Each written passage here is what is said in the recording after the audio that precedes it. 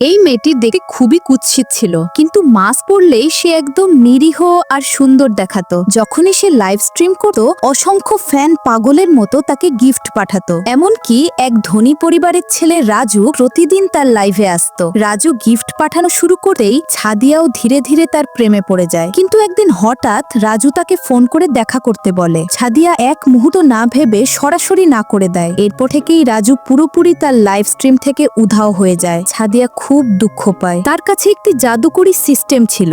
System অনুযায়ী যদি তার 10 লক্ষ ফলোয়ার হয় তাহলে সে নিজের চেহারা বদলাতে পারবে। কিন্তু তার সবচেয়ে বড় সাপোর্টার রাজু তখন আর নেই। এদিকে ম্যানেজমেন্ট কোম্পানি জানতে পারে যে ছাদিয়া রাজুকে রাগিয়েছে, তাই তারা তার উপর ভীষণ রেগে যায়। হতাশ হয়ে ছাদিয়া রাজুকে ফোন করে। সে উঠে বলল তার সময় নেই, আর ব্যঙ্গ করে বলল, তুমি তো নিজের মুখ দেখাতেই সাহস পাও না, নিশ্চয়ই তুমি খুব কুৎসিত। এই কথাগুলো ছাদিয়ার হৃদয়ে গভীরভাবে গেঁথে যায়। তবে তার মনে পড়ে 10 লক্ষ ফলোয়ার হলে সে চেহারা বদলাতে পারবে। তাই সে কয়েকদিনের সময় চায় এবং বলে যে সে তাকে একটা সারপ্রাইজ দেবে। কিন্তু রাজু ভাবে সে তাকে পাগল বানাচ্ছে আর ফোন কেটে দেয়। ভাঙা হৃদয় নিয়ে ছাদিয়া বাড়ি ফিরে আসে। হঠাৎ সে রাজুর নতুন পোস্ট দেখে।